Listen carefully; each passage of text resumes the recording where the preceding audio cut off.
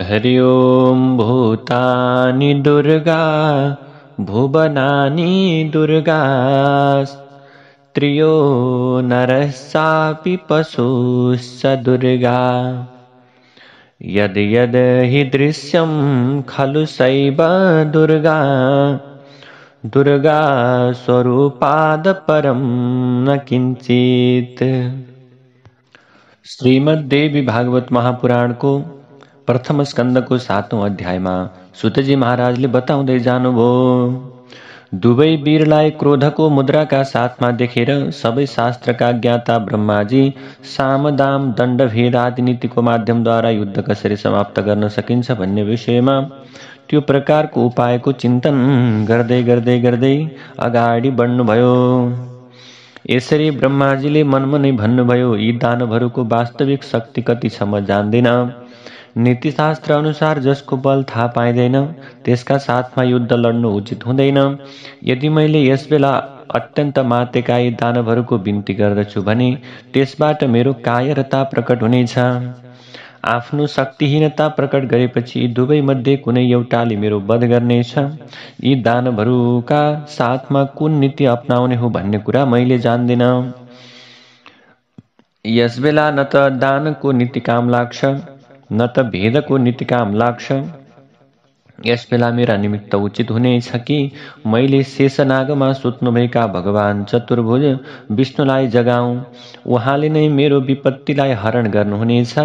मनमा यस्ता प्रकारका कुराहरूलाई सोचेर कमल नालको आश्रय लिएर ब्रह्माजी मनैदेखि दुःखलाई नाश गर्नुहुने भगवान विष्णुको शरणमा जानुभयो। ब्रह्माजीले आफ्नो उत्तम वचनको प्रयोग गरेर भगवानलाई सम्बोधन गर्दै योग निद्राका कारण हलचल नगरी शेषनागमा शयन गर्नुभएका जगतका स्वामी भगवान नारायणलाई जगाउनका निम्ति बिन्ती गर्नुभयो, प्रार्थना गर्नुभयो। ब्रह्माले भन्नुहुन्छ, दीननाथ हरे विष्णु वामनोत्तिष्ठ माधव। हे दीननाथ, हे हरि। ब्रह्माजीले भगवान विष्णुको बिन्ती गर्नुहुन्छ, हे दीननाथ, हे हरि, हे विष्णु, हे वामन, हे माधव, भक्तको पीडालाई हर्नुहुने हे ऋषिकेश भगवान, हे अन्तर्यामी, दुष्ट शत्रुहरूको संहार गर्ने क्रियामा एकाग्र हुने हे चक्रधर, हे गदाधर, हे सर्वज्ञ, हे सबै लोकका स्वामी, हे सर्वशक्तिमान, हे देवेश, हे दुःखनाशन, अब हजुर जाग्नुहोस्, मेरो रक्षा गर्नुहोस्। प्रभु हजुर जाग्नुहोस्। हे विश्वम्भरै विशालाक्ष, हे पुण्य श्रवण कीर्तन, हे जगतका स्रष्टा, हे निराकार, हे सृष्टि पालन र संहारकर्ता, हे महाराज, हे यी दुई अत्यन्त मातेका दानवहरूले मेरो वध गर्ने मनसाय राखेका छन्। हे सबैका आधार भगवान नारायण, म यसबेला सङ्कटमा डुबेको छु, यो कुरा के हजुरले थाहा पाउनुहुन्न र? हे महाविष्णु, म यति बेला दुःखले अत्यन्त ग्रस्त भएको छु र हजुरको शरणमा आएको छु। यस्तो स्थितिमा यदि हजुरले मेरो उपेक्षा गर्नुहुन्छ भने हजुरको जगत पालक भन्ने नाम व्यर्थ हुनेछ। हे भगवान, हजुरले जगतको पालन गर्नुहुन्छ भन्ने नियम पनि अर्थहीन हुनेछ। यसरी ब्रह्माजीले प्रार्थना गरेपछि पनि योग निन्द्रामा लीन हुनुभएका भगवान विष्णु जाग्नु भएन, उठ्नु भएन। त्यसबेला ब्रह्माजीले विचार गर्नुभयो कि भगवान विष्णु पनि अवश्य नै कुनै शक्तिको अधीनमा रहेर निद्राको वशमा पर्नुभएको छ। यसैले धर्मात्मा भगवान विष्णु जाग्नु भएको छैन। दुःखले पीडित भएको म यस समयमा के गरौँ? अहङ्कारको मदमा डुबेका यी दुई दानव मलाई मार्न भनेर यहाँ आएका छन्। अहिले म के गरौँ, कहाँ जाऊँ? मलाई शरण दिने कुनै आधार छैन। यसरी मनमा विचार गर्दै ब्रह्माजी एउटा निष्कर्षमा पुगेर एकाग्र चित्त भएर भगवती योग निन्द्राको बिन्ती गर्न लाग्नुभयो, स्तुति बिन्ती प्रार्थना गर्न लाग्नुभयो।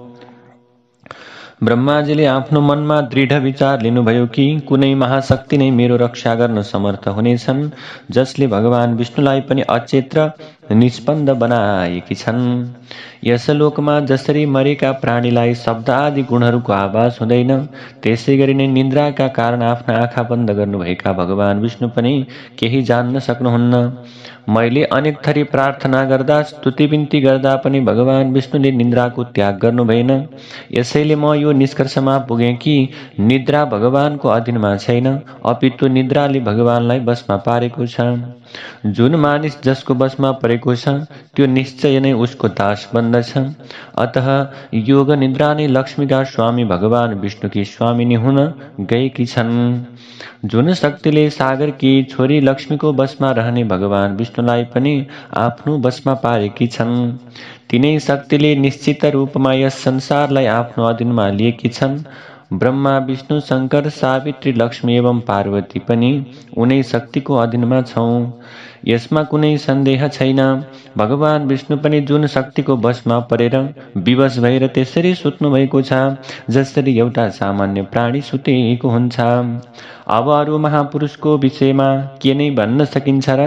त्यसैले अहिले म योग निन्द्राको बिन्ती गर्दछु, स्तुति बिन्ती गर्दछु, प्रार्थना गर्दछु, जसको कृपाले भगवान नारायण निद्रामुक्त भएर युद्धका लागि पराक्रम गर्नुहुनेछ।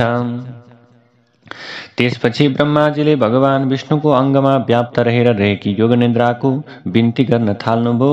ब्रह्माले भन्नुहुन्छ, हे देवी, देवी त्वमस्य जगतः किल कारणम हि। हे देवी, यस जगतको कारण रूप शक्ति हजुर नै हुनुहुन्छ। यो शक्ति हजुर यो जगतको कारण रूप शक्ति हुनुहुन्छ भन्ने कुरा मैले वेदका वचनहरूद्वारा थाहा पाएको छु। हे आमा, हजुरको शक्तिबाट सम्पूर्ण विश्वको ज्ञान गर्ने पुरुषोत्तम भगवान पनि अहिले हजुरको बसमा पर्नुभएको छ। हे आमा, सम्पूर्ण संसारलाई मोहित गर्ने हजुरको लीला कसले जान्न सक्छ र? हजुरको लीलाबाट म मुग्ध भएको छु र भगवान विष्णु पनि विवश भएर निद्रामा मग्न हुनुहुन्छ। समस्त प्राणीहरूको मनमा निवास गर्ने हे भगवती, कोटि कोटि देवताहरूमध्ये कुन ती विज्ञ देवता होलान् जसले निर्गुण रूपा हजुरको रहस्य जान्न सकुन्? ब्रह्माजीले पुनः भगवतीको बिन्ती गर्दै जानुभयो, हे देवी, हजुरलाई वेद शास्त्रका तत्त्वदर्शी विद्वानहरूले पनि राम्ररी जान्न सक्दैनन्। स्वयं वेदले पनि हजुरको पूर्ण प्रकारको स्वरूपलाई पहिचान गर्न सकेका छैनन्, किनकि ती वेदलाई पनि हजुरले नै बनाउनु भएको हो। हे आमा, हजुरको रहस्यमय गतिविधि संसारका दृश्य वस्तुहरूमा प्रत्यक्ष देख्न सकिन्छ। त्यसैले यस संसारमा कुन त्यो बुद्धिमानी प्राणी छ जसले हजुरका सम्पूर्ण चरित्रको ज्ञान गर्न सक्दछ र? हे आमा, म आफै ब्रह्मा विष्णु शङ्कर देवताहरू मुनिहरू र मेरा तत्त्वज्ञानी ऋषि महर्षिहरू छोराहरू पनि हजुरको चरित्रलाई जान्न समर्थ छैनन्।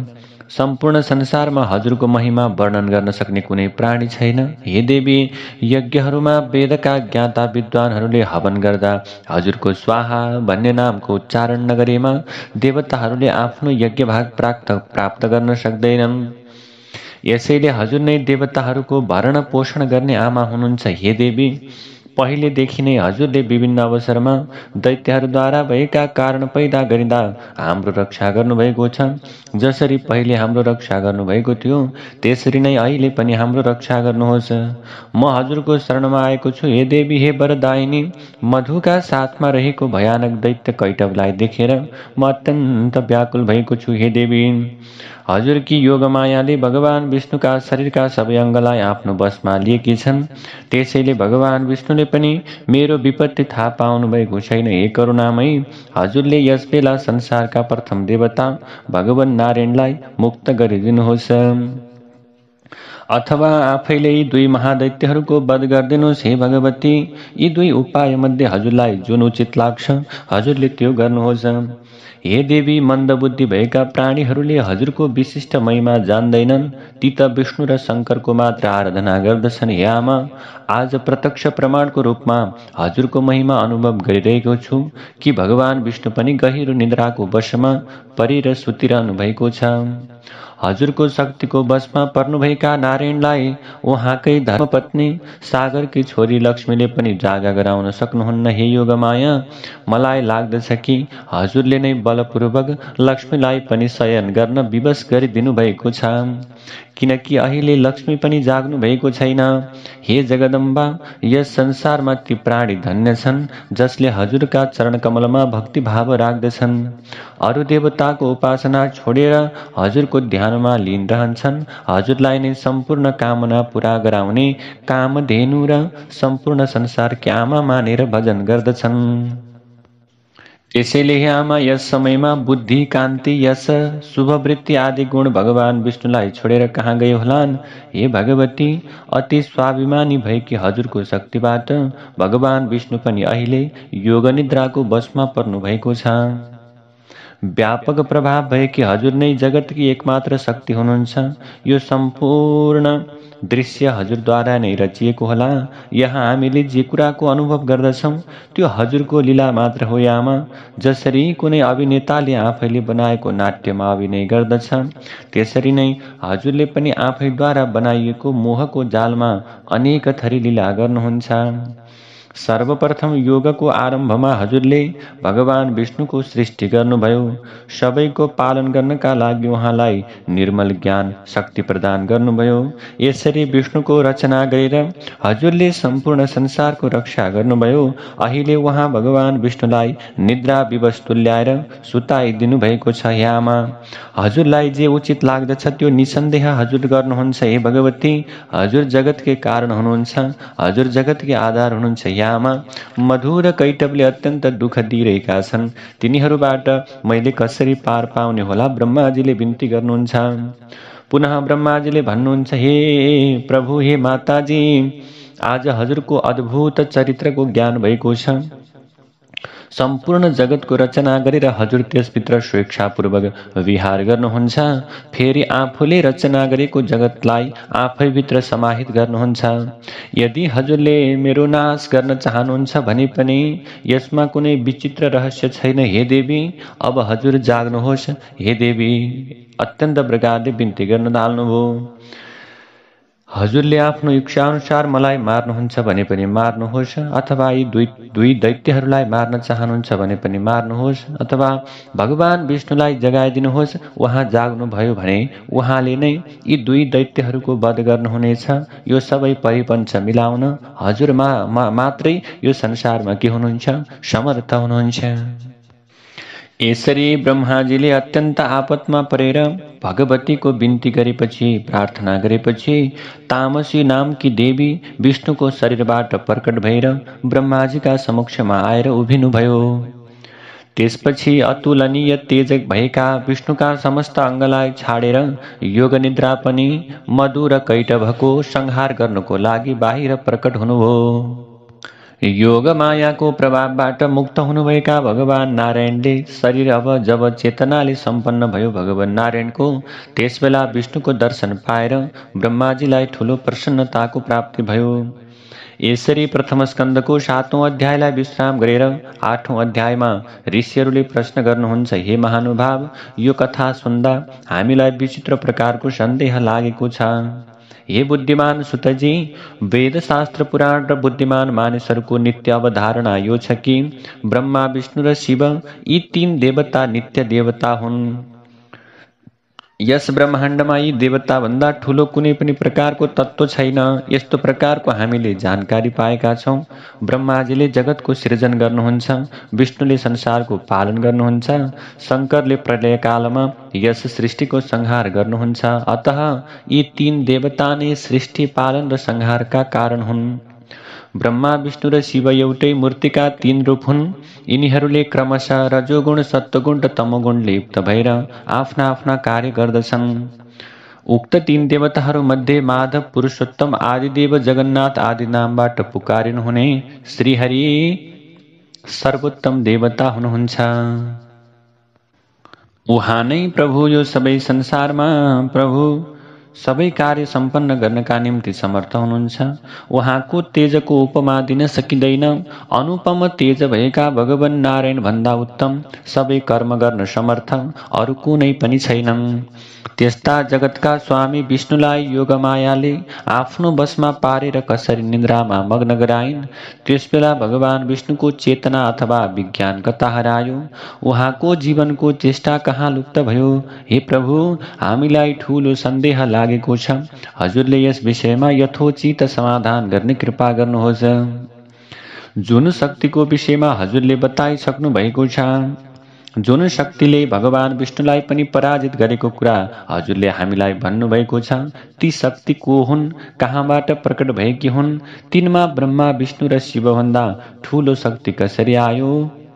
त्यसै गरेर तिनको स्वरूप के हो हे सुतजी, हाम्रा यी सबै प्रश्नहरूको उचित प्रकारको उत्तर स्पष्ट रूपमा दिनुहोस्। जुन भगवान विष्णु हुनुहुन्छ उहाँ त सबैका ईश्वर वासुदेव हुनुहुन्छ। उहाँ सबै कार्य गर्नका निम्ति समर्थ हुनुहुन्छ। उहाँले सबैको पालन पोषण गर्नुहुन्छ। उहाँले सबै चराचरको सृष्टि गर्नुहुन्छ। उहाँमा रजोगुण छैन। उहाँ सर्वव्यापक र पवित्र हुनुहुन्छ। यस्ता सर्वोत्तम देवता विष्णु कसरी निद्राको अधीनमा पर्नुभयो? हामीलाई आश्चर्य पनि लागेको छ र सन्देह पनि लागेको छ। हे व्यासका शिष्य सुतजी, हजुरले आफ्नो ज्ञानको तरबारद्वारा हाम्रो सन्देहलाई छेदन गरिदिनुहोस्, हाम्रो सन्देहलाई मेटाइदिनुहोस्। तब ऋषिहरूको यो कुरालाई सुनेर सुतजी महाराजले भन्नुहुन्छ, कह सन्देहम भिन्नतेनम त्रैलोक्ये सचराचरे मुह्यन्ति मुनयः कामम ब्रह्मपुत्राः सनातनाः। सुतजीले भन्नुहुन्छ, हे मुनिहरू, हजुरहरूले गर्नुभएको शङ्काको समाधान गर्न यो संसारमा कोही पनि समर्थ छैन। ब्रह्माजीका छोरा सनकादि मुनि, नारद आदि गरेका ऋषिहरू पनि यो शङ्काको समाधान गर्ने सवालमा निरुत्तर अथवा उत्तरविहीन हुन्छन्, निरुत्तर बन्दछन् भने, हे मुनि श्रेष्ठ, यो जटिल समस्याको समाधान त मैले के नै गर्न सक्छु र? तैपनि देवताहरूमा भगवान विष्णुलाई सर्वव्यापक र सबै प्राणीका रक्षक भनिएको छ। उहाँ विष्णुबाट चराचर सहित समस्त विराट संसारको उत्पत्ति भएको हो। साधकहरू सबै देवताका स्वरूप परब्रह्म स्वरूप परमात्मालाई नमस्कार गरेर उनको नारायण, ऋषिकेश, वासुदेव, जनार्दन आदिका रूपमा उपासना गर्दछन्। केही मानिसहरू महादेव, शङ्कर आदिको उपासना गर्दछन्।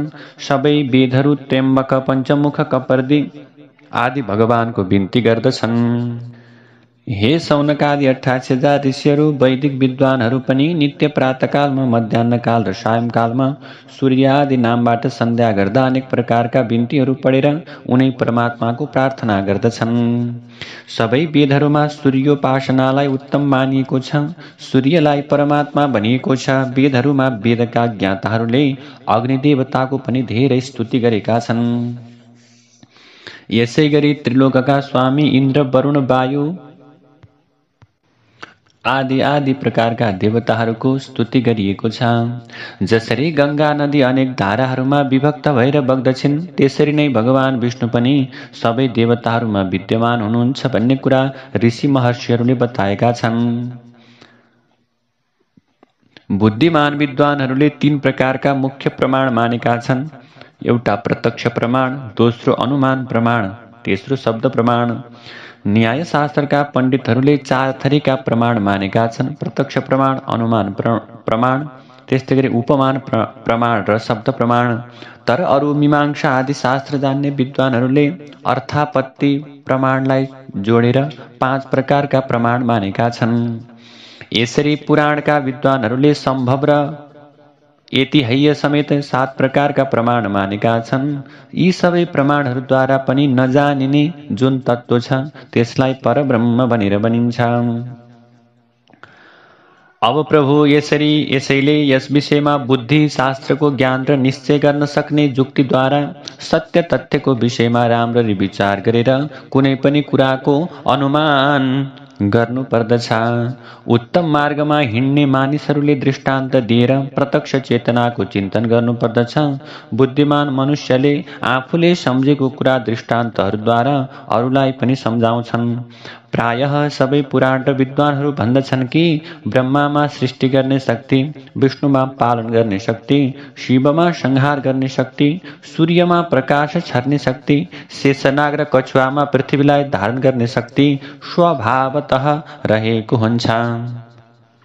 तर प्रभु, जसरी तर माथि जे भनिए तापनि ती सबै देवताहरूमा एउटी आद्या शक्ति नै स्वरूपका भेदले व्याप्त हुनुहुन्छ।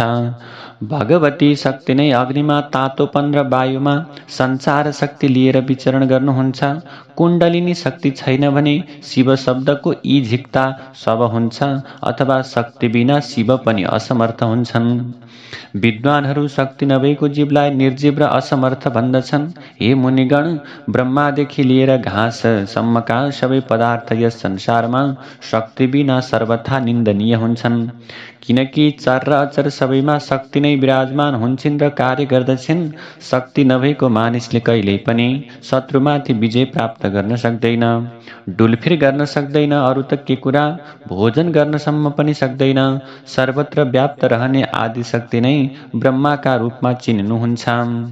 बुद्धिमान मानिसले अनेक थरी प्रयास गरेर राम्ररी शक्तिको उपासना गर्नुपर्दछ र उनको चिन्तन पनि गर्नुपर्दछ। भगवान विष्णुमा सात्विकी शक्ति रहन्छन्। ती शक्ति नभएमा विष्णु पनि अकर्मण्य बन्दछन्। ब्रह्माजीमा राजसी शक्ति रहेकी हुन्छन्। ती शक्ति नभएमा उनले सृष्टि गर्न सक्दैनन्। शिवमा तामसी शक्ति रहेकी हुन्छन्। तिनै शक्तिको बलमा उनले संहार आदि कर्म गर्दछन्। यो विषयलाई मनमा राखेर राम्ररी मनन गरेर तर्क वितर्क गरिरहनु पर्दछ। शक्तिले नै सम्पूर्ण ब्रह्माण्डको रचना गर्दछिन्, सबैको पालन गर्दछिन् र आफ्नो इच्छा अनुसार यस चराचर संसारको संहार पनि गर्दछिन्। शक्ति बिना विष्णु, शिव, इन्द्र, ब्रह्माजी, अग्नि, सूर्य, वरुण आदि कुनै पनि देवता आफ्नो कार्यलाई सञ्चालन गर्नका निम्ति कति पनि समर्थ हुँदैनन्। देवताहरू पनि शक्ति भएमा मात्र आफ्ना आफ्ना कार्य सम्पन्न गर्दछन्। प्रत्येक कार्य र कारणमा शक्तिको सक्रियतालाई सबैले प्रत्यक्ष रूपमा अनुभव गर्न सक्दछन्। बुद्धिमान मानिसले शक्तिलाई सगुणा शक्ति र निर्गुणा शक्तिका भेदले दुई प्रकारकी छन् भनेका छन्। सगुणा शक्तिको उपासना गर्ने भोगमा आसक्त मानिसहरू गर्दछन् र निर्गुणा शक्तिको उपासना भोगमा आसक्ति नभएका मानिसहरू गर्दछन्। त्यसैले प्रभु धर्म, अर्थ, काम र मोक्ष नामक चार किसिमका पुरुषार्थहरूकी स्वामिनी ती निर्विकार शक्ति नै हुन्। भक्तले विधिपूर्वक पूजा आराधना गर्दा ती शक्तिले सबै प्रकारबाट आफ्ना आफ्ना भक्तका मनोरथ परिपूर्ण तुल्याउँछिन्। माया र संसारको भोगमा जेलिएका अज्ञानी मानिसहरू ती महाशक्तिलाई जान्दैनन्। केही विद्वान पुरुषले त आफूले पनि जाने तापनि अरूलाई भ्रममा पारिदिन्छन्। केही कम बुद्धि भएका विद्वान भनाउँदाहरू आफ्नो पेट पाल्नका लागि कलियुगबाट प्रेरित भएर अनेक थरीका पाखण्ड रच्दछन्। यस कलियुगमा अनेक थरी अवैदिक र भेदमूलक धर्म प्रकट भइरहन्छन्। अरू युगमा यस्तो हुँदैन। आफै भगवान विष्णुले पनि अनेकौं वर्षसम्म तपस्या गर्नुहुन्छ।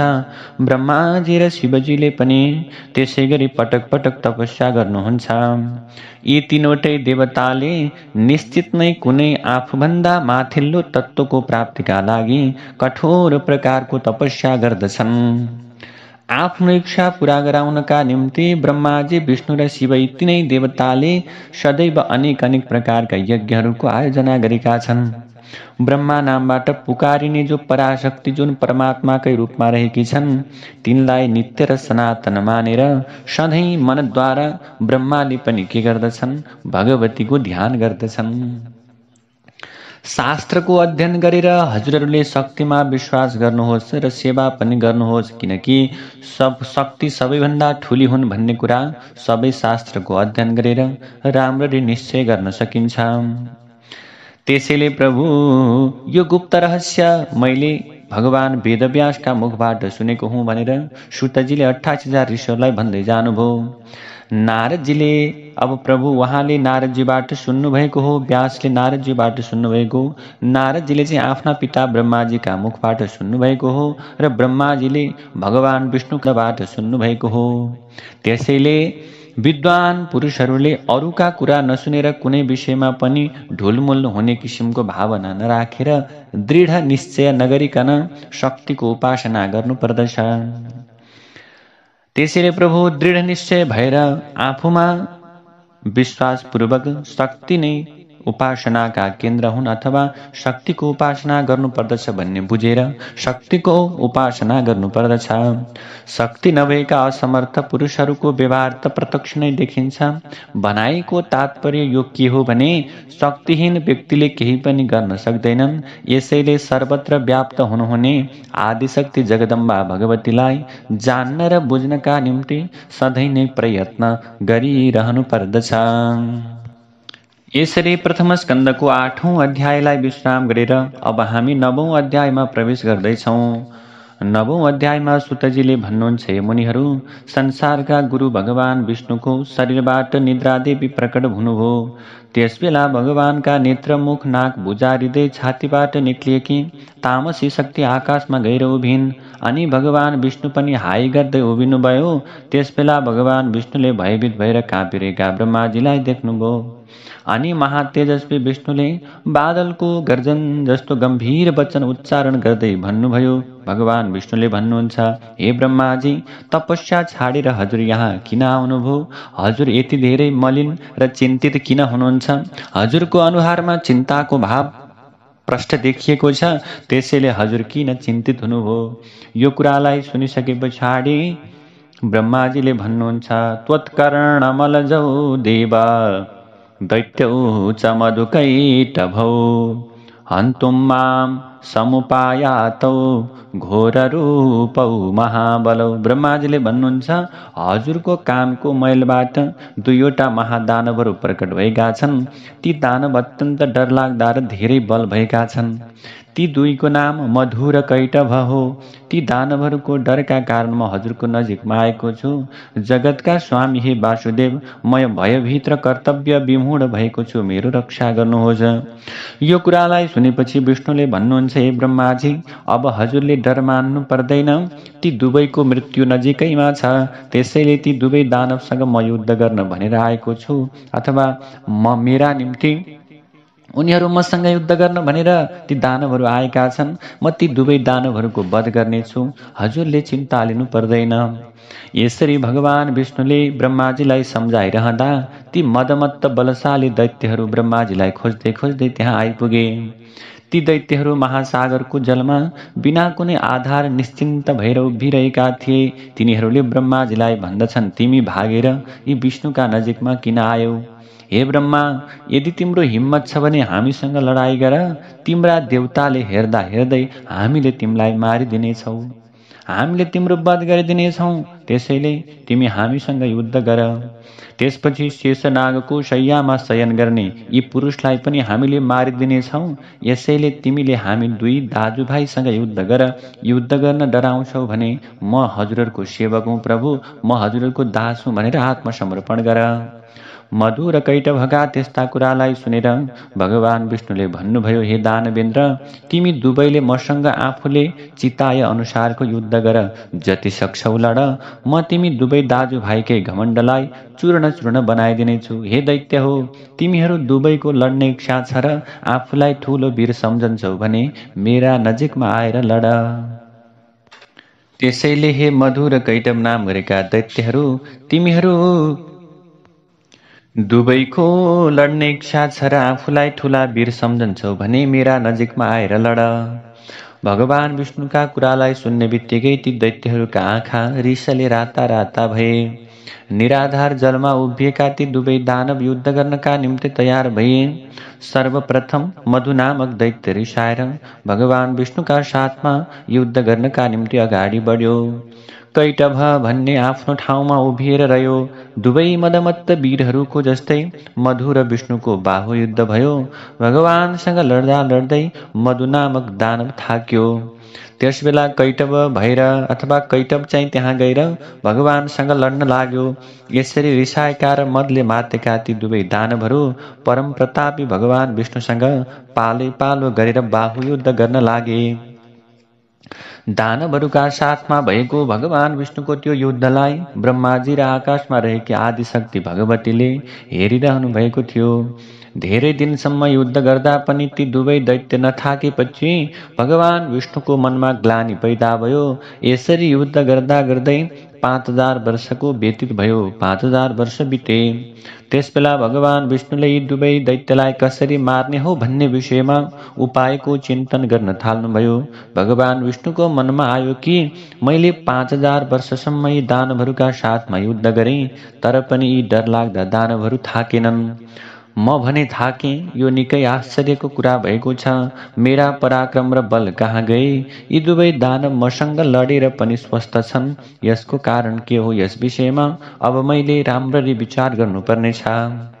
भगवान विष्णुलाई यसरी चिन्तामा परेको देखेर मदमत्त ती दानवहरू अत्यन्त खुसी भएर बादलको गडगडाहाट जस्तै गम्भीर स्वरले भन्दछन्, हे विष्णु, यदि तिमीसँग बल छैन र लडाई गर्दा थाकेका छौ भने आफ्नो शिरमा हात राखेर भन कि म हजुरहरू दुवैको सेवक हुँ, म हजुरहरू दुवैको सेवा गर्छु, दास हुँ भन। होइन, मसँग शक्ति छ, पराक्रम छ भन्दछौ भने आऊ फेरि पनि युद्ध गरौँ। आज हामी तिमीलाई मारेपछि यस चारवटा मुख भएको पुरुषलाई पनि मार्नेछौँ, यो ब्रह्मालाई पनि हामीले वध गर्नेछौँ।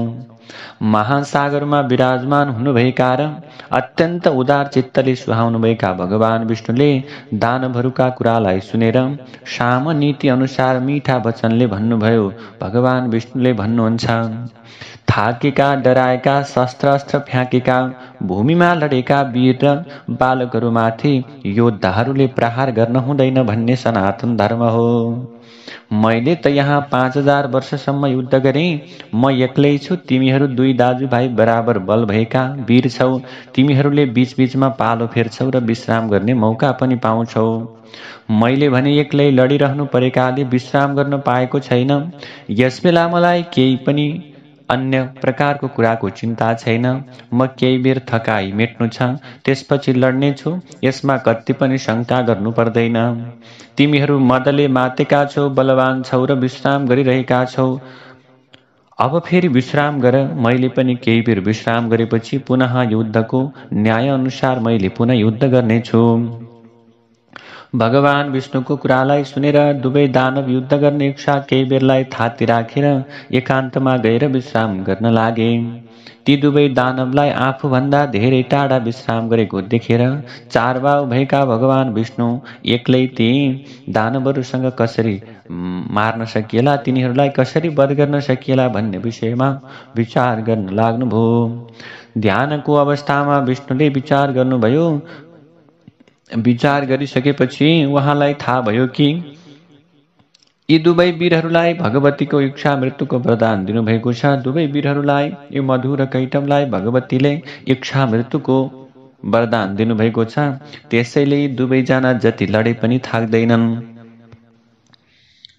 अनि भगवानले विचार गर्नुभयो, विष्णुले, अब मैले व्यर्थमा युद्ध गरेँ, मेरो सबै परिश्रम खेर गयो। यिनीहरूले वरदान पाएको कुरा थाहा पाएपछि अब मैले कसरी युद्ध गर्नु पर्ला?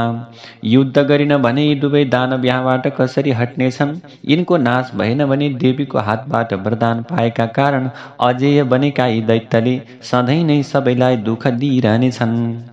भगवतीले यिनीहरूलाई जस्तो वरदान दिनुभएको छ त्यो पनि साह्रै कठिन छ। दुखी मानिस, रोगी मानिस र दिनहीन मानिस पनि आफ्नो इच्छाले कहिल्यै पनि प्रभु मर्न चाहन्न भने स्वस्थ अवस्थामा रहेका यी दुई दानवहरू कसरी मर्न चाहलान् र? त्यसैले आफ्नो जीवनको प्रेम सबैलाई हुन्छ, त्यसैले यिनीहरू मर्न चाहने यिनीहरूको अवस्था छैन। त्यसैले दानवहरू कसरी मर्ने इच्छा गर्लान् र? त्यसैले सबै चिन्ता छाडेर आदिशक्ति भगवती विद्याको शरणमा जानुपर्छ। अब उनै भगवतीले सबैका मनका इच्छा पुर्याउँछिन्। संसारमा देवी प्रसन्न नहुँदासम्म कसैका पनि केही मनोरथहरू पूर्ण हुँदैनन्। भगवान विष्णुको मनमा यस्ता यस्ता प्रकारका विचारहरू आइसकेपछि उहाँले आकाशमा विराजमान हुनुभएकी, अत्यन्त आकर्षक स्वरूपले सुहाउनुभएकी र योग निद्राका नामबाट प्रसिद्ध हुनुभएकी भगवती शिवालाई देख्नुभयो। भगवतीको दर्शन पाउन साथ भगवान विष्णुले मधु र कैटवको मृत्युका लागि हात जोडेर वरदायिनी भगवती भुवनेश्वरी देवीको प्रार्थना गर्न थाल्नुभयो। विष्णुले योगमाया भगवतीको प्रार्थना गर्नुहुन्छ।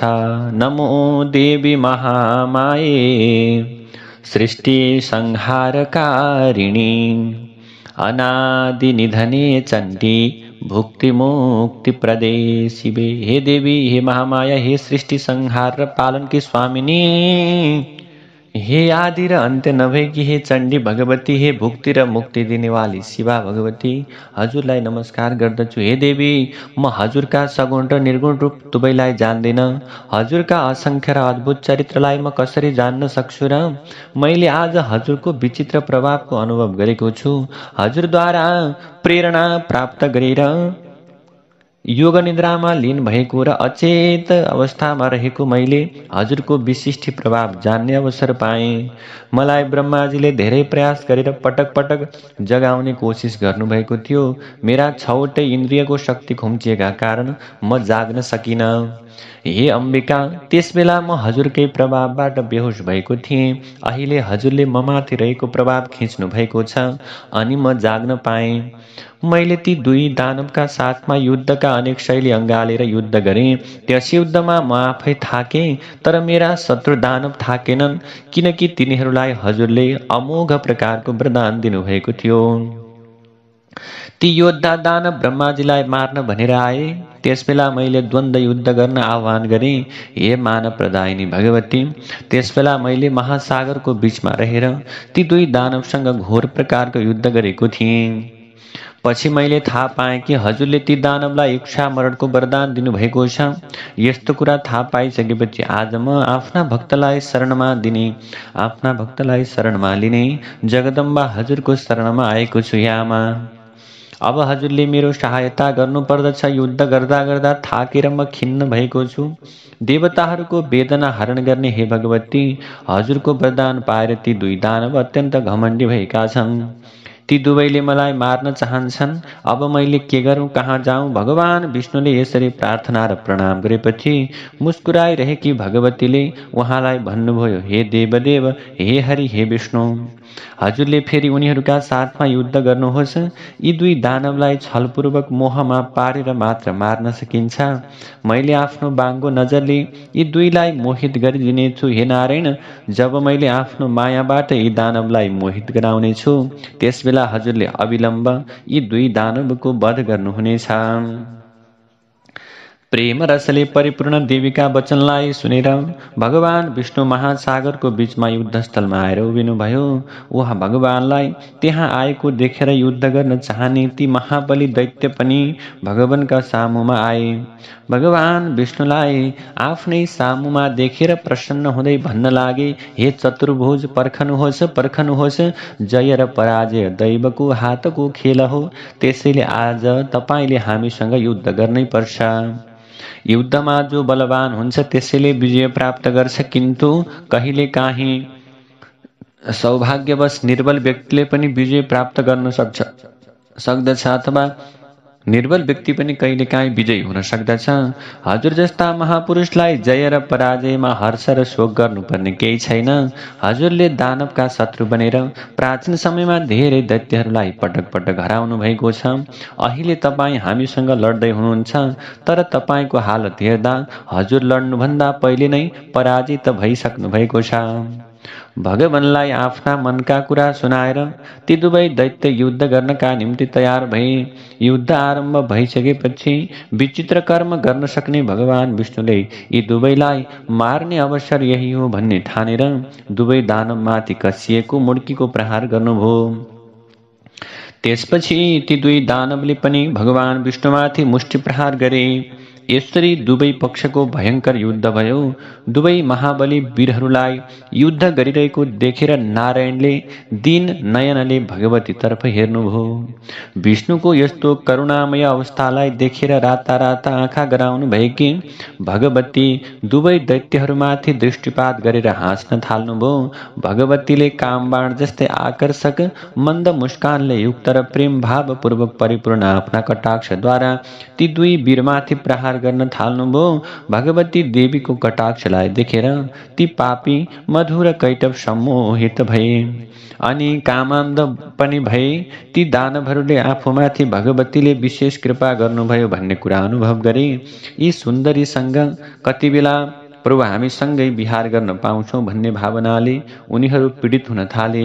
सौभाग्य परमधाम भगवतीलाई देखेर हलनचल अवस्थामा पुगेका ती दानव जहाँको त्यहीँ उभिएर रहे। त्यसपछि भगवान विष्णुले पनि देवीको प्रयत्न र प्रभावलाई बुझ्नुभयो। तिमीहरूलाई जस्तो इच्छा लागेको छ अब प्रभु, भगवान विष्णुले मनमा नै विचार गर्नुभयो। अब दानवहरूसँग युद्ध गरिरहेको बेलामा भगवान विष्णुले भन्नुहुन्छ, तिमीहरूलाई के इच्छा छ मसँग वरदान माग, किनकि तिमीहरू दुवैको युद्ध कलाबाट म अत्यन्तै खुसी छु। भगवान विष्णुले भन्नुभयो मधुर कैटवलाई, तिमीहरूलाई कस्तो इच्छा छ त्यस्तो वरदान माग। त्यसैले म तिमीहरूलाई चिताएको वरदान दिन चाहन्छु। हुन त पूर्वकालमा मैले अनेक दानवहरूलाई युद्ध गरिरहेको देखेको थिएँ, तर तिमीहरू समान योद्धा र वीर मैले आजसम्म देखेको थिइनँ, सुनेको पनि थिइनँ। तिमीहरूको तुलना नै गर्न नसकिने बल देखेर म अत्यन्त सन्तुष्ट छु। हे महाबली दानवहरू, म तिमीहरू दुवै भाइका मनका इच्छालाई पूरा गर्नेछु। भगवान विष्णुका यी कुरालाई सुनेर कमल समान नयन भएका कामदेवबाट अत्यन्त पीडित ती दुई दानव जगतलाई आनन्द प्रदान गर्ने महामाया भगवतीको अनुहारमा नजर लगाउँदै विष्णुसँग घमण्ड देखाउँदै भन्न थाले, हे विष्णु, हामी माग्ने होइनौ, हामीलाई तिमी किन वरदान दिन चाहन्छौ? बरु तिमी चाहन्छौ भने माग। जे तिमी चाहन्छौ हामी दिन सक्छौ। हामी भिकारी होइनौ, हामी याचक होइनौ, हामी त दिने दाता हौ। त्यसैले तिमीले बरु हामीसँग वरदान माग। तिमीले आफूले चिताएको वरदान माग। हे वासुदेव, तिम्रो अद्भुत युद्ध कलाबाट हामी पनि तिमीमाथि प्रसन्न भएका छौँ। ती दुवै दानवका कुरालाई सुनेर भगवान विष्णुले भन्नुभयो, यदि तिमी दुवै वीर मसँग खुसी भएका छौ भने तिमीहरूलाई यस्तो वरदान देऊ जसबाट तिमी दुवै वीर मबाट मारिन सक्ने छौ, अर्थात् तिमी दुईलाई मैले मार्न चाहन्छु। तिमीले यही किसिमको वरदान मलाई देऊ। तिमीहरूले इच्छा नै छ भने त्यही वरदान देऊ। विष्णुका यस्ता कुरालाई सुनेर दुवै दाजुभाइ चकित भएर हामीलाई विष्णुले ठगे भन्ने कुरा बुझेर ठूलो चिन्तामा परे। केही बेरपछि विचार गरेर पृथ्वीमा कहीँ ढुङ्गा माटो नदेखी जहाँसुकै पानी पानी मात्र देखेर मधु र कैटवले विष्णुसँग भन्दछन्, हे जनार्दन, हजुरले हामीहरूलाई पहिले वरदान दिन्छु भन्नुभएको थियो। तपाईँ यदि सत्यवादी हुनुहुन्छ भने त्यो वर हामीलाई दिनुहोस्। हे मधुसूदन, हजुरले हामीलाई कुनै पनि पानी नभएको र धेरै फैलिएको जमिनमा पुर्याएर मार्नुहोस्।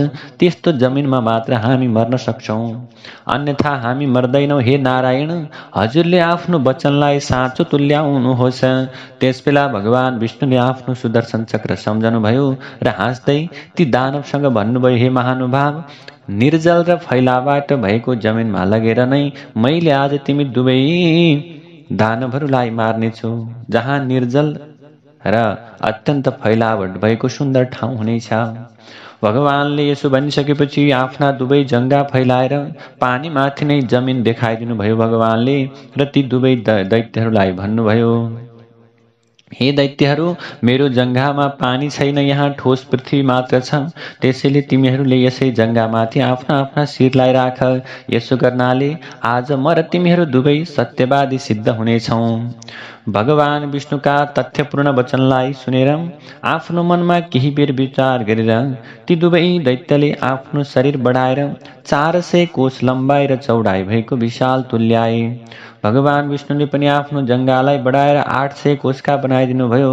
भगवानको यो लीलालाई देखेर ती दुवै दैत्य आश्चर्यमा डुबे।